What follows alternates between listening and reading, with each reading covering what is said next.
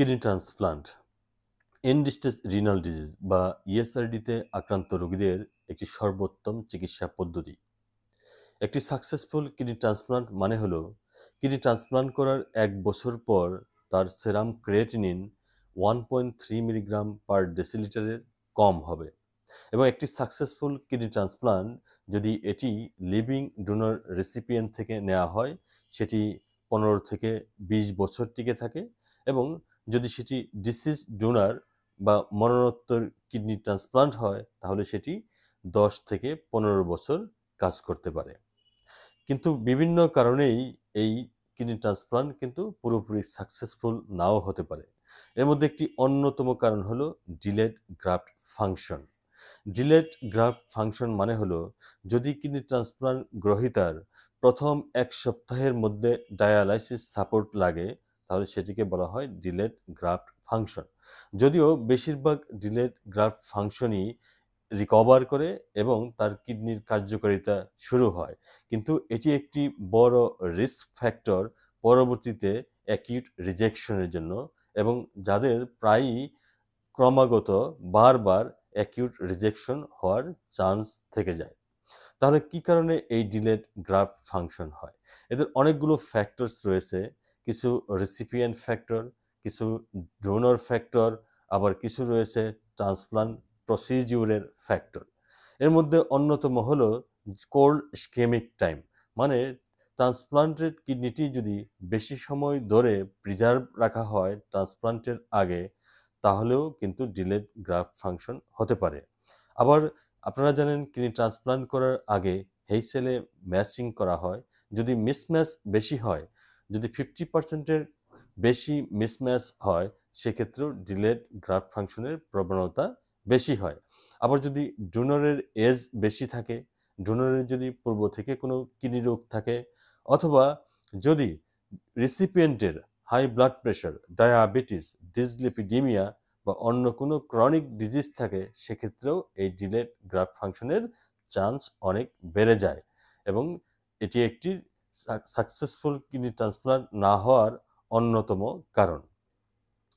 তাহলে যে সমস্ত কারণে সিরাম ক্রিয়েটিনিন বাড়তে পারে সেগুলো হলো রিজেকশন, ইনফেকশন এবং recurrence of primary kidney disease. Infection বিভিন্ন কারণেই হতে পারে। আপনারা জানেন কিডনি ট্রান্সপ্লান্ট রোগীরা ইমিউনো কম্প্রোমাইজড, যেহেতু তারা অ্যান্টি রিজেকশন মেডিকেশন গ্রহণ করেন যেগুলো তাদের রোগ প্রতিরোধ ক্ষমতা কমিয়ে দেয়, যার কারণে অনেকগুলো অর্গানিজম যেগুলো সুপ্ত অবস্থায় থাকে সেগুলো জাগ্রত হয়ে ওঠে। এছাড়াও অন্যান্য ব্যাকটেরিয়া, ভাইরাস এবং ফাঙ্গাস সহ প্যারাসাইট তাদের খুব সহজেই আক্রমণ করতে পারে। এর মধ্যে কমন যে ভাইরাস দুটি সেটি হলো সিএমবি বা সাইটোমেগালো ভাইরাস, আরেকটি হলো বিকে ভাইরাস। এই দুটি ট্রান্সপ্লান্টেড কিডনিকে ড্যামেজ করার জন্য সবচেয়ে বেশি দায়ী। এই জন্য কিডনি ট্রান্সপ্লান্ট রোগীদের সবসময় ইনফেকশনের ব্যাপারে সচেতন থাকতে হবে। ইনফেকশন দেখা দেওয়ার লক্ষণগুলো দেখা দেওয়ার সাথে সাথেই ট্রান্সপ্লান্ট নেফ্রোলজিস্টের শরণাপন্ন হতে হবে এবং তার যে ভ্যাকসিনগুলো আছে সেগুলো তিনি নিয়মিত গ্রহণ করবেন। এরপর হলো rejection. Rejection hyper acute rejection হতে পারে, যেটি হলে ট্রান্সপ্লান্টেড কিডনিটি ট্রান্সপ্লান্ট করার সাথে সাথেই অকার্যকর হয়ে যায়। এরপরের যে রিজেকশনগুলো হতে পারে সেগুলো হলো অ্যাকিউট রিজেকশন। এই অ্যাকিউট রিজেকশন বহুবার হতে পারে, একাধিকবার হতে পারে এবং যেটি পরবর্তীতে একটি ক্রনিক রিজেকশনের কারণ হয়ে দাঁড়ায়। তাহলে অ্যাকিউট রিজেকশন হওয়ার পিছনে যে রিস্ক ফ্যাক্টরগুলো রয়েছে তার মধ্যে অন্যতম হলো ডিএসএ বা ডোনর স্পেসিফিক অ্যান্টিবডি। আপনারা জানেন কিডনি ট্রান্সপ্লান্ট করার আগে কিডনি ট্রান্সপ্লান্ট রিসিপিয়েন্ট এবং ডোনরের মধ্যে একটি ক্রস ম্যাচ করা হয় এবং এই ক্রস ম্যাচে অ্যান্টিবডি দেখা হয়। যদি অ্যান্টিজেন এবং অ্যান্টিবডির রিয়াকশন হয় তার মানে ক্রস ম্যাচ রিয়াকশনটি পজিটিভ, এবং পজিটিভ মানে হলো এই রোগীর এই ডোনরের কিডনিটি এই রিসিপিয়েন্ট গ্রহণ করতে পারবেন না এবং যখন ক্রস ম্যাচটি নেগেটিভ হয় তখনই কিন্তু কিডনিটি ট্রান্সপ্লান্ট করা হয়। কিন্তু এর পরেও পরবর্তীতে ট্রান্সপ্লান্ট করার পরে ডোনরের এগেনস্টে রিসিপিয়েন্টের ব্লাডের মধ্যে অ্যান্টিবডি তৈরি হতে পারে, যেটিকে বলা হয় ডি নোভো ডিএসএ। তাহলে বিভিন্ন কারণেই কিন্তু এই ডি নোভো ডিএসএ তৈরি হতে পারে। এগুলোকে বিভিন্নভাবে ভাগ করা হয়েছে।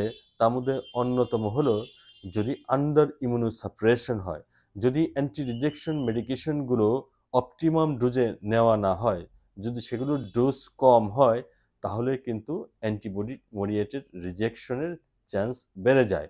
আবার যদি কোনো ইনফেকশন হয়, অথবা যদি কোনো অটোইমিউন ডিজিজ থাকে, অথবা ট্রান্সপ্লান্ট কিডনিটিকে যদি নেফ্রেক্টমি বা কেটে ফেলা হয়, এগুলোও কিন্তু ডি নোভো ডিএসএ তৈরি হওয়ার রিস্ক ফ্যাক্টর। তাহলে এগুলোর দিকেও আপনাকে খেয়াল করতে হবে। যদি ডি নোভো ডিএসএ তৈরি হয়, তাদের সাধারণত ক্রনিক অ্যালোগ্রাফ নেফ্রোপ্যাথি হয়। তাহলে কিভাবে আপনি বুঝবেন যে আপনার ক্রনিক অ্যালোগ্রাফ নেফ্রোপ্যাথি হচ্ছে কিনা? যদি আপনার ব্লাড প্রেশার ক্রমাগত বাড়তে থাকে, আপনার ইউরিনের সঙ্গে যদি প্রোটিন লিক করতে থাকে, তাহলে তখনই কিন্তু আপনাকে সন্দেহ করতে হবে যে আপনার ক্রনিক অ্যালোগ্রাফ নেফ্রোপ্যাথি হচ্ছে, এবং কি কারণে হচ্ছে সেই কারণটি খতিয়ে দেখে সেই কারণের একটি যথোপযুক্ত ব্যবস্থা যদি নেওয়া যায়, তাহলে এই ক্রনিক অ্যালোগ্রাফ নেফ্রোপ্যাথি প্রিভেনশন বা প্রতিরোধ করা সম্ভব। এরপরের রিস্ক ফ্যাক্টরটি হলো recurrence of primary disease. Recurrence of primary disease মানে হলো যে কারণে রিসিপিয়েন্টের কিডনি ফেলিউর হয়েছিল, যে কারণে তার এন্ড স্টেজ রিনাল ডিজিজ হয়েছিল, সেই কারণটি আবার ফেরত আসতে পারে। এর মধ্যে রয়েছে হলো জিএন। জিএন সাধারণত ৩ থেকে ৫ বছরের মধ্যেই রিকারেন্স হয়। জিএন মানে হলো গ্লোমেরুলোনেফ্রাইটিস।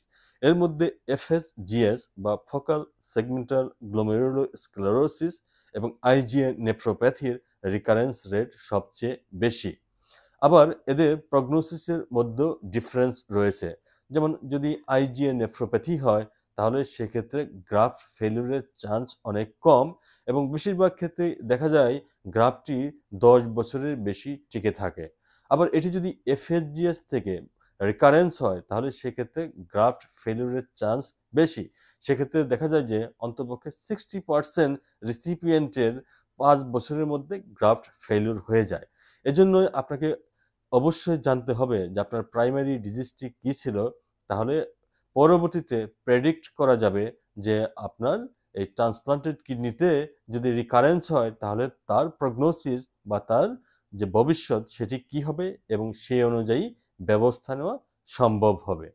তাহলে এগুলোই হলো ইন এ নাটশেল আপনার ট্রান্সপ্লান্ট কিডনির যে আউটকাম, বা আমরা কি এক্সপেক্ট করি একটি পেশেন্টের কিডনি ট্রান্সপ্লান্ট হওয়ার পরে পরবর্তী কয়েক বছরের মধ্যে। Thank you.